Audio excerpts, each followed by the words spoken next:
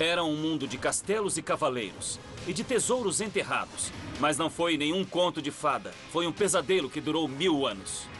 Indo por baixo ou por cima, mas tomando o castelo.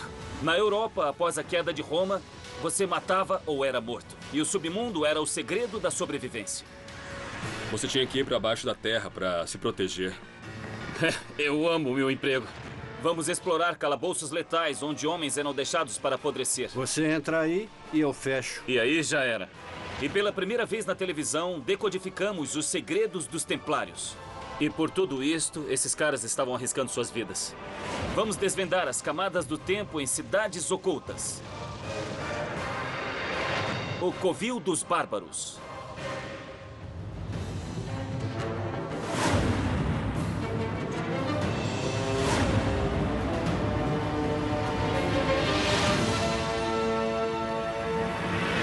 Eu sou Don Wildman e estou bem no meio da Europa Ocidental, na cidade de Luxemburgo, cenário de 1000 anos de guerras selvagens. É claro que aquilo que você vê na superfície é tranquilo, muito limpo e ultra-civilizado. Mas embaixo dos meus pés existe todo um outro mundo. Um mundo onde a carnificina em massa, o feudalismo selvagem e as guerras santas ferozes dominavam na época. Onde as vidas das pessoas comuns estavam à mercê de senhores feudais assassinos com fome de poder. Hordas de tribos selvagens, como os visigodos e os hunos, saquearam a Europa e deixaram o poderoso Império Romano de joelhos. Isso virou todo um continente de cabeça para baixo. Era o fim de um império e o alvorecer da Cidade das Trevas. No ano 410 d.C., com a queda de Roma, o Império perdeu engenheiros e técnicos que construíam e faziam a manutenção de estradas, edificações e aquedutos. O mundo literalmente caiu em torno do povo europeu.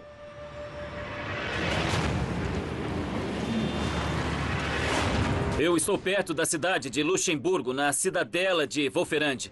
Eu acho que é o último lugar onde se esperaria encontrar um grande feito da engenharia romana. Mas, de fato, escondido embaixo desta cidade, encontra-se um dos maiores sistemas subterrâneos de água de toda a Europa, o maior destilado dos Alpes. Eles se chamam Knats, e enterradas dentro deles estão as únicas pistas de um vilarejo romano perdido e das invasões bárbaras e brutais que o varreram do mapa. Desde que Júlio César conquistou os celtas em 53 a.C., colonos romanos abastados moravam no local que acabou se tornando Luxemburgo. Mas no final do século IV, um levante selvagem se espalhou pela Europa. Assentamentos inteiros foram varridos do mapa e, finalmente, a própria Roma foi saqueada e pilhada. Mas um resquício da glória romana sobreviveu aqui: os canais subterrâneos conhecidos como Knats.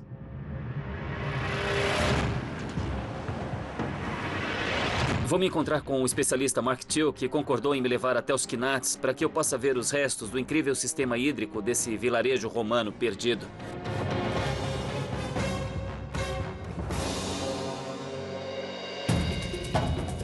Mark? Como vai, Dom? Bem-vindo ao Rasputin. Obrigado. Quer dizer então que é aqui que fica o Knat? Isso, esse é o local e, na verdade, podemos estar pisando sobre ele. No século IV d.C., esta paisagem era dominada por uma vila romana palaciana, cujo proprietário apreciava artes, engenharia e luxos, como água corrente. Mas com a queda do Império, 200 anos de vida civilizada foram varridos do mapa.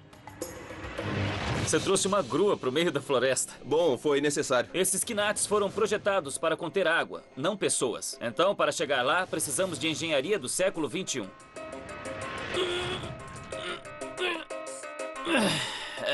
Nossa! Isso aqui é buraco fundo, hein? Tem 25 metros. 25 metros. Então eu vou entrar naquele cesto e você vai me baixar. Bom, seria melhor se colocasse um capacete e trocasse de roupa, para não ficar todo sujo lá embaixo. Tem um macacão. Muito bom. Pega aí. Muito obrigado. Vai ser melhor para você. Essa coisa é enorme. Eu tava pensando, tudo bem, é só mais um buraco no chão, mas essa coisa é funda. Pode me descer? Vamos lá. Amei isso.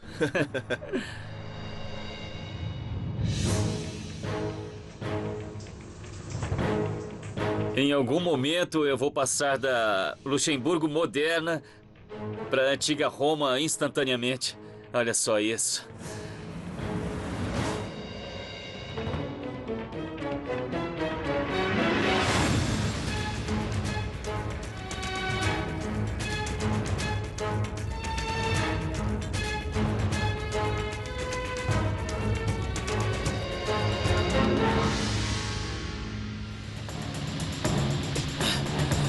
Tá muito úmido aqui.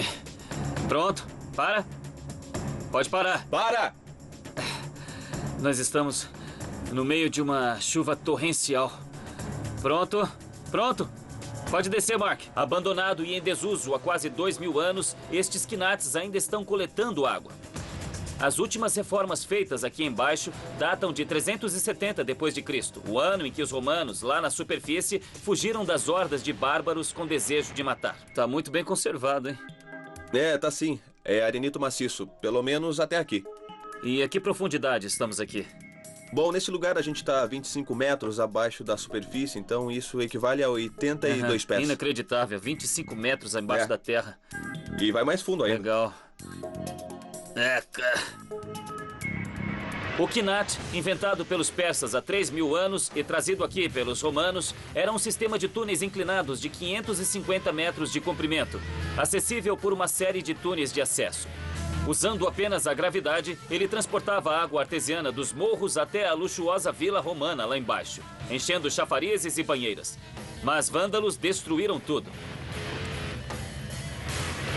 Eu tô sentindo água doce romana encharcando as minhas meias. Tá brincando, a gente vai passar por ali? É, a gente vai passar por ali. Tudo bem. Agora faz o que eu fizer, tá bom? Primeiro, passa as pernas. Aí coloca as mãos pra trás assim. Aí você começa a deslizar e desliza. E ele sumiu. É minha vez. Eu amo esse emprego. Apenas metade deste quinat foi explorado na era moderna. O restante não é visto por olhos humanos desde que operários romanos o escavaram 2000 anos atrás. Legal. Isso tá aberto ao público? Não, é claro que não. Pouquíssimas pessoas já tiveram aqui. No meu caso, é só a terceira vez que eu tenho a chance de vir até aqui embaixo. Terceira vez na sua vida? É a terceira vez na minha vida. Que legal. Vamos lá. Olha aqui, debaixo dos meus pés. Estas pedras aqui são da era romana. Colocadas aqui para preservar o canal. Tá vendo? A água tá fluindo. O canal tá abaixo da gente, no lugar onde estamos nos esgueirando. O que eles fizeram foi construir o canal de modo a garantir que se qualquer coisa caísse do teto, se houvesse algum desabamento, não perturbaria o fluxo contínuo de água. Isto é engenharia romana de 2000 anos. Estes quinats parecem mostrar que, embora as forças bárbaras estivessem se reunindo em suas fronteiras, pelo menos alguns romanos estavam vivendo no luxo. Mas em 410 d.C., os visigodos haviam conquistado a cidade de Roma e todo o continente europeu mergulhou no caos. E maravilhas da engenharia como estes quinats foram abandonados e esquecidos. Imagina só, não sobrou ninguém para construir ou reparar as estradas, ninguém para trazer a água até aqui ou fornecer um exército para defender as terras. Em vez disso, não havia ninguém no poder. Acabou virando um vale-tudo. Em outras palavras, caos total. E a Europa permaneceu assim nos 1000 anos seguintes.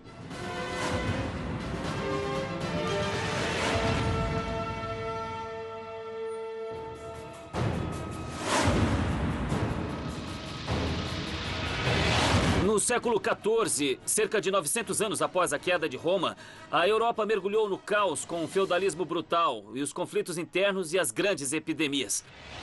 A peste estava devastando a Europa, atingindo milhões. E enquanto o mundo caía aos pedaços, uma sociedade secreta tentava recompô-lo do único lugar que era possível, do subterrâneo. Para sobreviver ao horror sangrento em que a Europa mergulhou após a queda de Roma, era necessária a proteção de fortes, castelos e muralhas. Ou seja, de pedras. Então a cantaria se tornou uma indústria poderosa e essencial. Maastricht, uma cidade pequena construída sobre uma mina de calcário, tornou-se o centro de um grande comércio medieval, fornecendo pedras para a verdadeira superpotência do século XIII, a Igreja. Já que era a única força unificadora da Europa, a Igreja tinha o poder de acusar qualquer um de heresia e condená-lo à morte e à danação. Mas em 1314, até os cavaleiros templários, os ricos e poderosos guerreiros sagrados, foram massacrados, quando seus rituais secretos e grande fortuna ameaçavam solapar a autoridade do Papa. Mas para poder construir as suas imensas catedrais, a poderosa igreja dependia de um pequeno e misterioso grupo de pedreiros, que pode ter preservado os segredos dos cavaleiros no subterrâneo.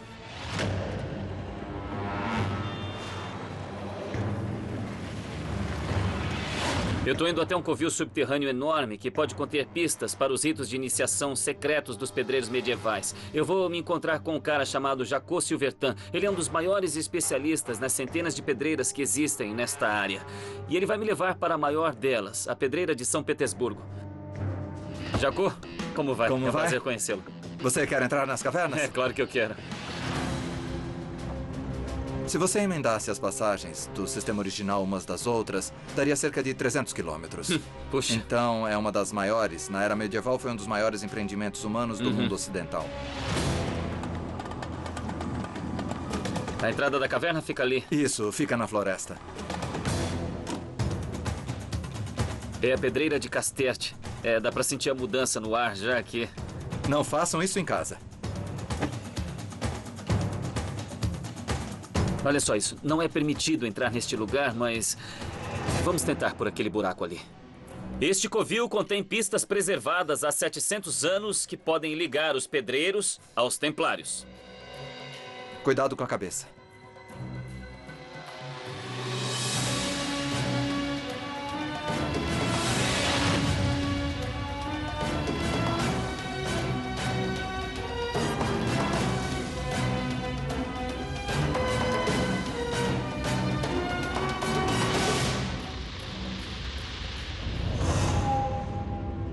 E demais. Isso é enorme. E esse é só o início. No século XIII, poucos homens sabiam produzir as pedras de cantaria de calcário, vitais para a construção de castelos e catedrais. As minas que esses pedreiros escavavam também se tornavam seus quartéis generais secretos.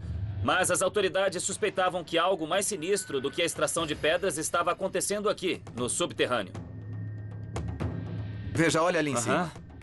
Aquele é o primeiro nível de extração. Ah, tá. Na era medieval, quando abriam uma pedreira, eles começavam com uma passagem de cerca de 2 metros de altura, suficiente para um homem ficar de pé. Usando picaretas, os pedreiros escavavam um canal estreito na rocha, de cerca de 2 metros de altura, alto o bastante para um homem. A partir desse canal, eles usavam serras para cortar blocos grandes e uniformes e iam avançando para baixo. Após anos de escavação, a pedreira original tinha mais de 300 quilômetros.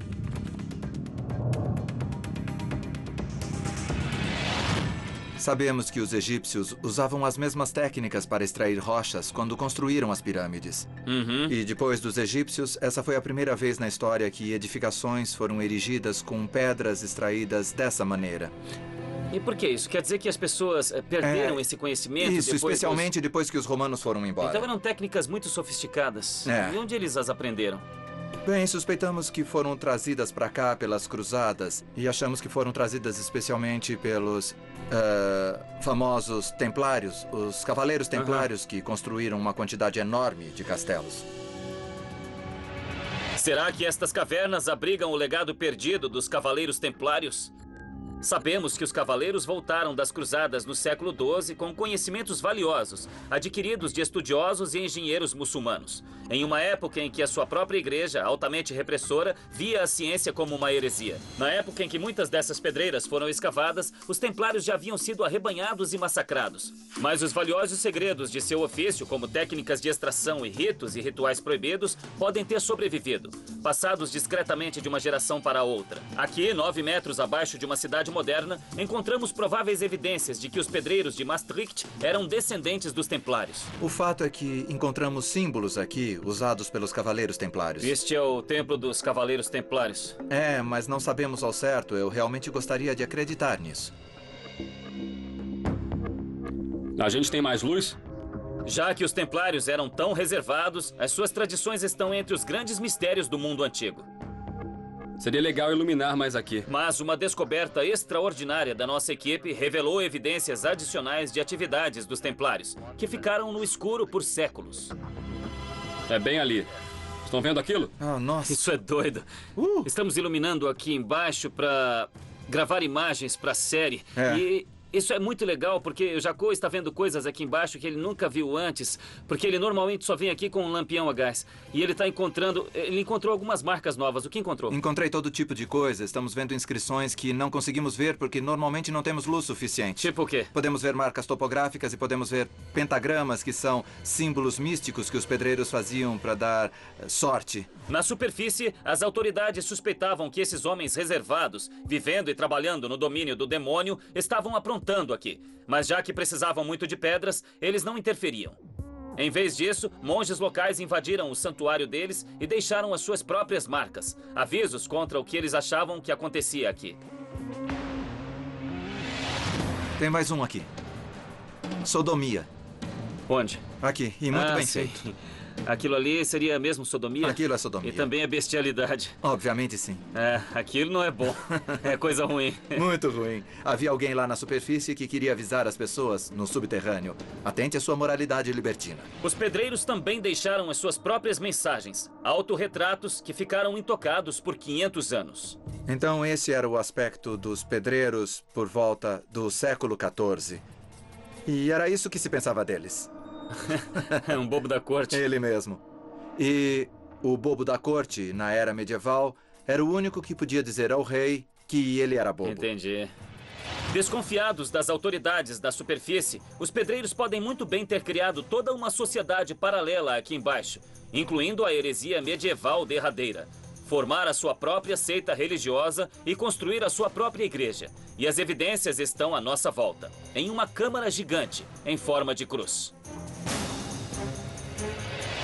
Acho que a melhor comparação que se pode fazer é com os maçons. Entendi. Os maçons basearam a sua ordem nos conhecimentos dos cavaleiros templários. E existem ritos a ser cumpridos enquanto você avança como... É um modo de vida. Você começa como aprendiz e então você se torna um especialista. Isso, então você pode imaginar que nesse salão em forma de cruz, essas pessoas se reuniam para receber um novo membro em seu grupo. Se os pedreiros faziam seus cultos aqui, sem a bênção da igreja, corriam o mesmo risco que seus antepassados, os cavaleiros templários. Pense nas implicações disso. Bom, eu tô dentro, e isso não é nenhuma coincidência, de uma cruz, certo? Uma cruz enorme, e esta é a parte mais longa. E esta é a cruzeta. Não existe nenhum outro lugar em toda a pedreira que seja assim, então eles ficavam aqui por opção. Portanto, este seria o altar, certo?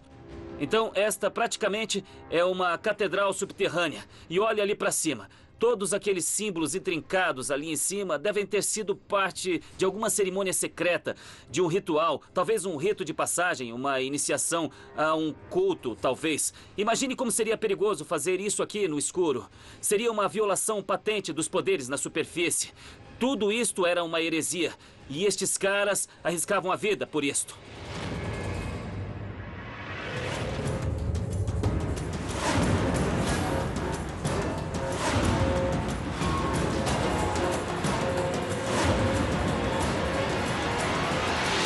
A Europa sofreu com séculos de guerras tribais selvagens. Cada castelo, clã e reino lutava por cada centímetro de terra. No final do século XI, uma causa conseguiu unificar a Europa pela primeira vez, as Cruzadas. No ano de 1095, o Papa chamou às armas todos os cristãos da Europa para ir a Jerusalém recapturar as terras santas dos chamados infiéis, os muçulmanos. Milhões responderiam ao chamado, fazendo incontáveis vítimas ao longo do caminho. Mas as cruzadas deixaram um outro legado. Elas criaram as sociedades secretas mais infames do mundo, os Cavaleiros Templários e o Priorado de Sião. E pistas para suas origens misteriosas estão enterradas aqui, no subterrâneo.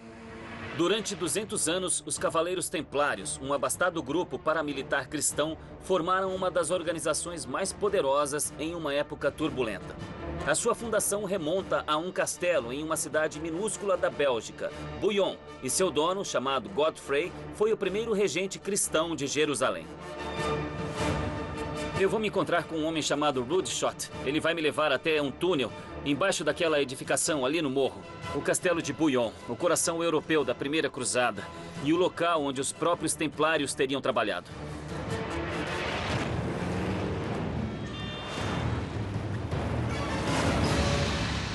Belo local esse de vocês. É um lugar estratégico, né? Este castelo data do século X, quando a igreja era a única constante no caos que dominava a Europa. Os senhores feudais batalhavam incansavelmente por seus pequenos lotes de terra. Finalmente, em 1095, surgiu uma frente unida que tomou a forma de uma guerra santa. As cruzadas lançaram invasores cristãos contra exércitos muçulmanos do outro lado do mundo. Mas elas começaram aqui, no castelo de Bouillon. O castelo de Bouillon foi construído sobre um morro e protegido de ambos os lados por um rio. E como o prédio do Pentágono, ele possuía uma camada tripla de muralhas defensivas, ligadas por uma ponte levadiça. A terceira e última linha de defesa era um fosso seco, de cerca de 90 metros de profundidade, onde eram colocadas armadilhas. Em caso de emergência, a ponte levadiça era erguida e o fosso rapidamente era enchido de água. Sem essas salvaguardas de última geração, com toda essa turbulência, Godfrey jamais teria sobrevivido tempo suficiente para marchar na Terra Sagrada. O lugar onde estamos agora, na Idade Média, teria sido uma ponte levadiça. Isso mesmo, até dá pra ver o buraco. É. Entendi. E será que tinha água lá embaixo? Rudy e eu testamos as defesas medievais deste castelo, que de tão seguro, supostamente abrigou alguns dos maiores tesouros da história. Relíquias sagradas trazidas pelas cruzadas, incluindo a Arca da Aliança. 2, 3, vai! Posso descer? Pode.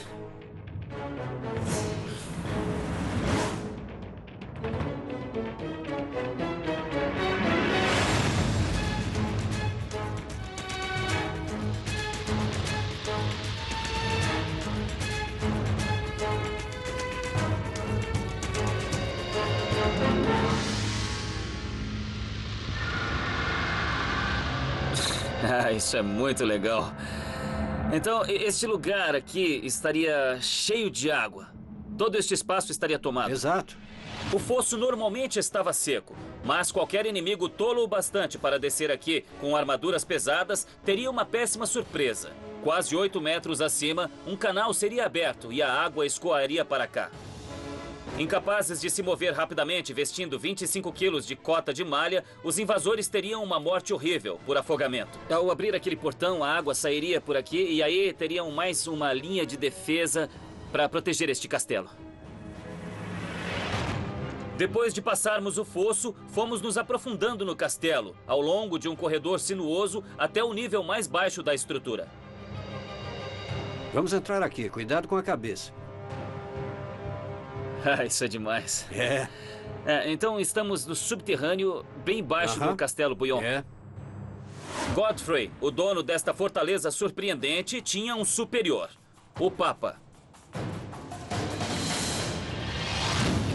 Em 1095, quando o Santo Padre convocou todos os cristãos às armas e para se dirigir a Jerusalém, Godfrey foi um dos primeiros a responder. Ele reuniu um exército particular de 40 mil homens, uma empreitada bem cara. Mas como é que ele foi capaz de bancar uma cruzada financeiramente? Financeiramente foi muito fácil, ele vendeu seu castelo. Ele vendeu este castelo?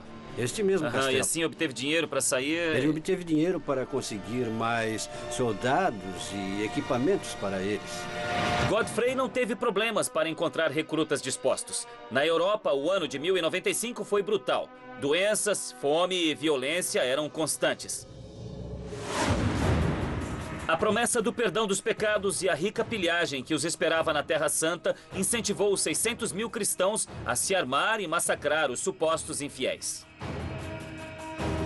Então a igreja oferecia o prêmio derradeiro.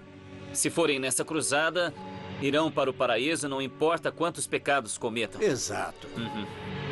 Quando o Duque Godfrey de Bouillon partiu para a Terra Santa, foi com a reputação de um líder piedoso e honrado. Mas ele também era um homem de sua época, e o século XI era uma época selvagem.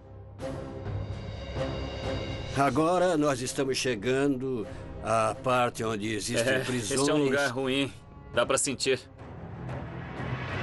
Bouillon, como a maioria dos castelos da época, era uma fortaleza, um lar e uma prisão. Sob o domínio romano, havia a ordem da lei. Mas após a queda do Império, todo governante insignificante tinha o poder de vida e morte sobre os seus vassalos. Rudd me levou a um cômodo onde Godfrey, o fiel defensor do Papa, rotineiramente torturava e matava tanto criminosos como seus rivais. Então estamos numa cela de prisão. Mas o que é isto? Esta cela aqui é muito especial, porque é uma câmara bem pequena. E tem apenas uma entrada, que é esta aqui. É por isso que chamamos isto de oubliette. Oubliette? Qual é a tradução disso? Para ser esquecido. Que bar, hein? Você entra e eu fecho. E pronto, já era. Você já Tá legal, lá vou eu.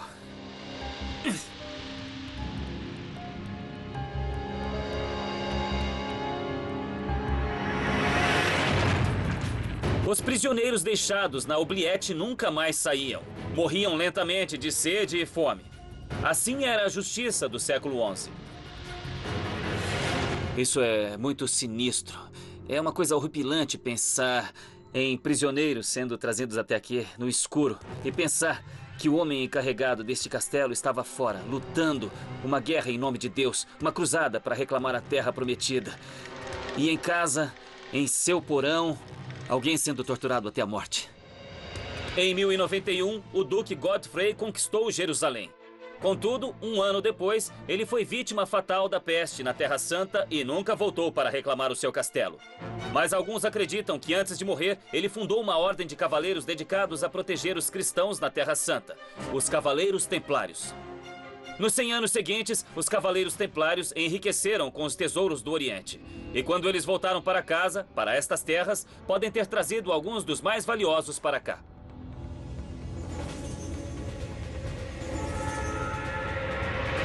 Dizem os boatos que os templários removeram, resgataram as relíquias cristãs da Terra Santa e as trouxeram para a Europa. É um boato consistente. Acho que se pode dizer que provavelmente trouxeram. Podem estar bem aqui neste castelo. Bem, pode até ser, eu não sei. Pode ser apenas uma lenda, mas alguns acreditam que os Cavaleiros Templários esconderam a Arca da Aliança e o Santo Graal aqui, no castelo que financiou as cruzadas.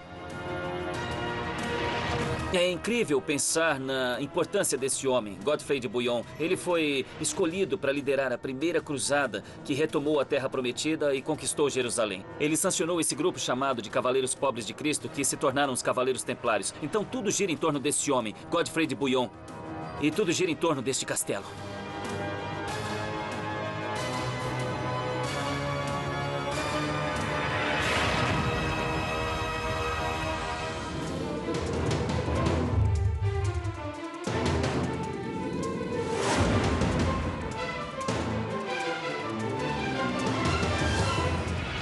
O exército da Roma Antiga era uma máquina imensa, bem azeitada, que dominava e protegia quase toda a Europa.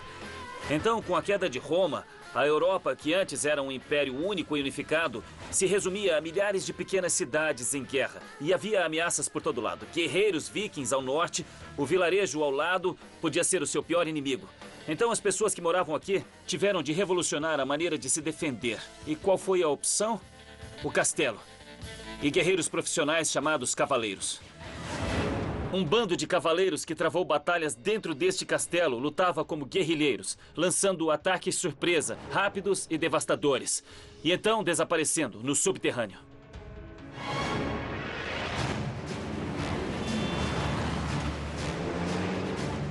No século XIII, se você era camponês, a sua vida dependia do seu senhor local, de seu castelo e de sua sagacidade.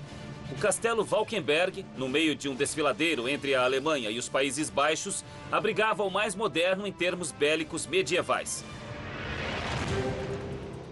Um dos poucos que conhecem os segredos dos lendários cavaleiros fantasmas de Valkenberg é o meu guia, Jacó Silvertan. Para onde você está me levando, hein?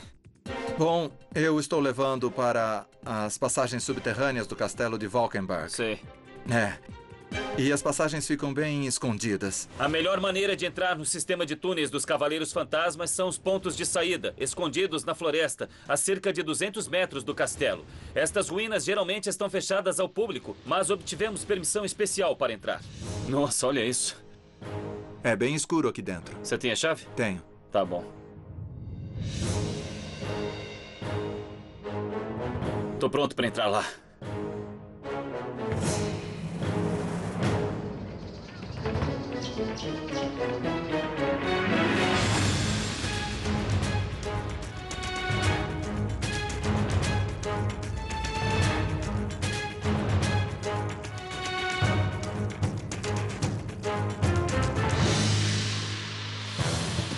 Bem-vindo ao domínio dos Cavaleiros Fantasmas. Nós vamos até o lugar onde a pedreira medieval se encontra com as passagens que vêm do castelo. Entendi. Aqui tem uma, veja. Nossa, mas isso é demais. Não fosse esta pedreira de calcário, estas passagens ainda poderiam ser secretas, escavadas 200 anos após a época dos Cavaleiros Fantasmas. A escavação expôs os túneis e fez alguns deles desabar. Por volta de 1300, estas câmaras não estavam aqui. Havia apenas um labirinto de túneis do castelo até a floresta. E por trás das linhas inimigas estavam os senhores da guerra e seus homens tentando penetrar as defesas ou apenas esperando que suas provisões acabassem. Usando os túneis para lançar ataques surpresa, aparentemente do nada, e então desaparecendo, os homens de Valkenberg pareciam ter poderes sobrenaturais. E isso rendeu a eles o nome de Cavaleiros Fantasmas. Espera, então, essa aqui é a passagem dos Cavaleiros? É, exato. E antigamente ela era contínua? Exato, isso desmoronou. No século XIII, os guerreiros que se esgueiravam por esta passagem estavam bem longe da imagem romântica de cavaleiros de armadura brilhante. Eles faziam parte de um exército particular, custeado por poderosos senhores da guerra. Eles atacavam os vizinhos para conseguir dinheiro, provisões e armas, e então se recolhiam ao castelo. Então aqui embaixo estamos no século XV. No século XV, E como eu vou chegar lá em cima ao século XIII? Eu posso tentar encontrar uma escada. Você tem uma aqui embaixo?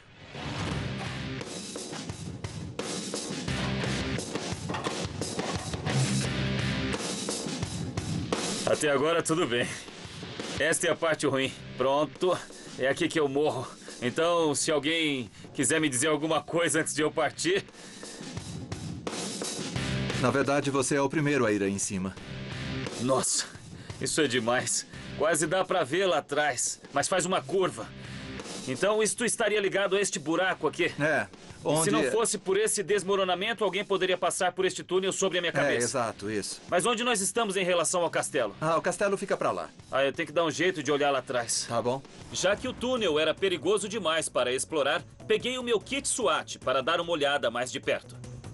Tá legal? Vamos trabalhar. Você nunca esteve lá em cima, né? Não, nunca mesmo. Então vamos lá. Com esta coisa aqui, a gente pode ver o que tem depois daquela curva ali em cima. E tentar ter uma ideia do que...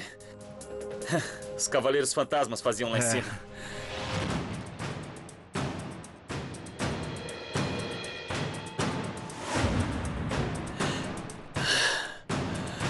Isso é incrível. Eles escavaram tudo isso aqui. E desce pra cá. Desce em todas as direções. Esta pode ser a primeira vez que alguém entra neste túnel desde que os Cavaleiros Fantasmas se esgueiraram por aqui, armados até os dentes, há mais de 800 anos. Este é o túnel escavado pelos Cavaleiros Fantasmas. Isso foi no século XIII, para atacar esses soldados por trás das linhas inimigas. Imagine que você está no meio de um cerco medieval. No meio de uma guerra. Eu sou o cavaleiro, mas agora eu tenho como atacá-lo com um ataque surpresa. Eu tenho os meios para atacar sem que saibam de onde estamos vindo. Como isso teria sido incrível no século XII. Eu seria uma lenda.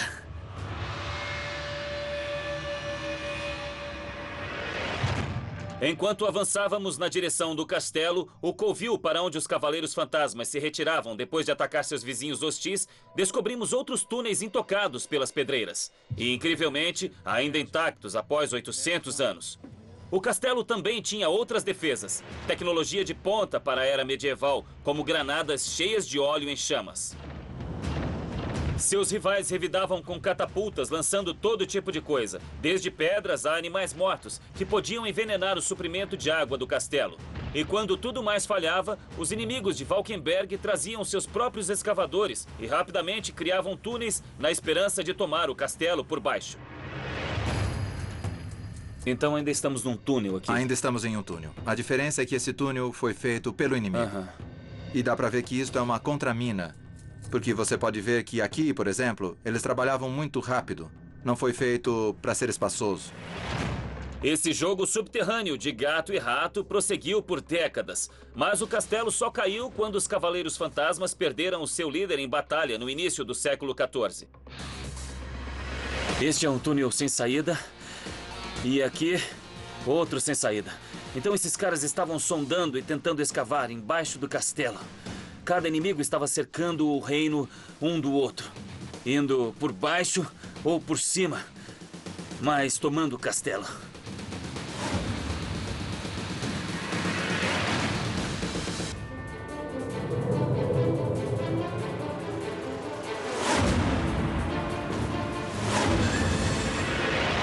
O ano de 1492 foi um marco.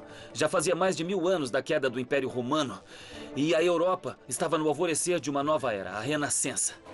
E com a nova era veio o novo império. Menos de 100 anos depois que Colombo encontrou o Novo Mundo, a Espanha, que antes era um punhado de reinos europeus, passou a ser um império global. E assim como Roma, a Espanha foi vítima de seu próprio sucesso. Era grande demais para o seu próprio bem.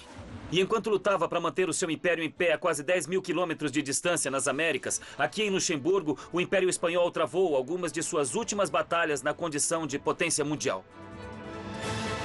No intervalo de 1000 anos, a Europa, que não passava de pequenos bandos de inimigos em guerra, se transformou em impérios grandiosos, lutando uns contra os outros, defendendo seu terreno com fortalezas super seguras e confrontando uma arma nova e devastadora, a pólvora.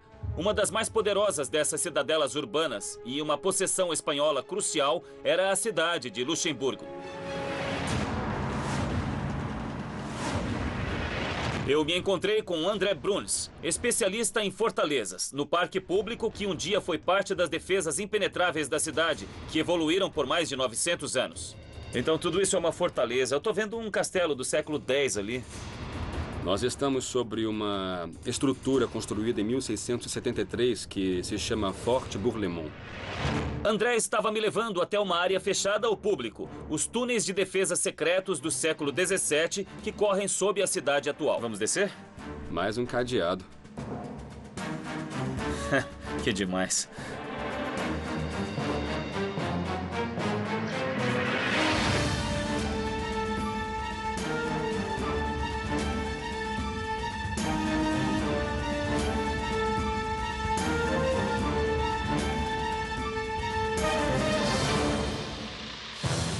Olha só isso, é muito legal. É um espaço imenso. Então, na verdade, estamos dentro das paredes. Este é um projeto clássico de forte. Eles construíam túneis dentro das paredes para que os soldados pudessem se deslocar por eles. É isso aí. Mais de 300 anos atrás, a violência da época exigia um sistema de defesa sério, que reunissem fortificações urbanas datando até a Idade Média. E cercando a muralha externa, havia 7 fortalezas menores separadas, como esta. Uma torre central, cercada por uma muralha externa com túneis ou galerias dentro dela. Essa configuração foi criada para resistir não às flechas e catapultas, mas a canhões. No topo de cada torre havia uma plataforma de artilharia para que os defensores pudessem devolver o fogo. Nossa, que lugar fantástico, hein? Esta é a parte mais interna, é o núcleo do forte. Nós estamos na chamada torre, e significa que é um lugar central e também um lugar que pode servir como último bastião quando tudo mais estivesse perdido. Este é o último bastião. É. O Forte Bourlemont foi o resultado da revolução da tecnologia militar após 1000 anos de brigas sangrentas constantes na Europa. A defesa derradeira contra os avanços mais recentes nos armamentos. Quando eu penso em guerras em castelos, nas guerras medievais, eu penso nos fossos, nas pontes levadiças, nas torres e tudo mais. Mas isso aqui é muito diferente, não é? Isso é diferente, sim. Ainda existem alguns desses elementos, mas a diferença foi o advento da pólvora. A pólvora foi trazida à Europa do Oriente Longínquo por volta de 1200 e acreditava-se que era magia negra. No século XVII, quando esta fortaleza foi construída, ela mudou as regras de combate. Então, o projeto destes túneis, deste forte onde estamos, realmente reflete o advento da pólvora, a nova forma de guerrear. Você tinha que ir ao subterrâneo para poder se proteger.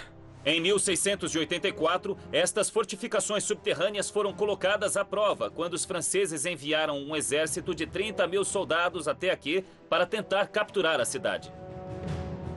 Essa coisa não termina nunca.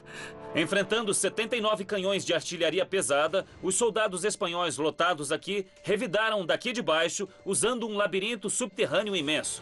Estes túneis estreitos foram escavados além da muralha protetora e, partindo da fortaleza, os espanhóis faziam rastilhos de pólvora até os canhões inimigos. Eles se esgueiravam por túneis como estes no calor da batalha, carregando a substância mais destrutiva da história da humanidade e a acendeu sob as armas francesas.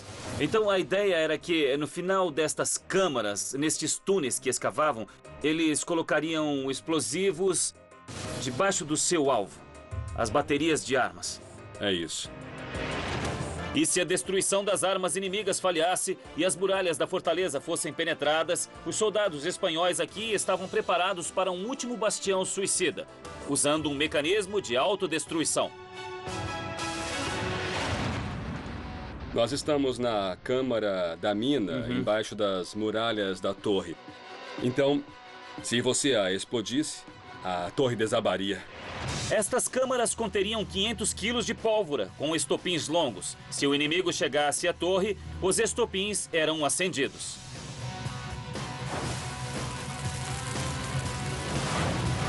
E se esta câmara explodisse, a estrutura toda desabaria, matando todos dentro dela, tanto os defensores como os invasores, pela glória do Império Espanhol. A intenção deste local, isto foi projetado como um mecanismo de autodestruição para o forte, a última linha de defesa, o álamo, por assim dizer. Apesar de todas as defesas de primeira que tinham aqui e nas fortalezas no mundo todo, o Império Espanhol caiu e o ciclo de destruição na Europa continuou.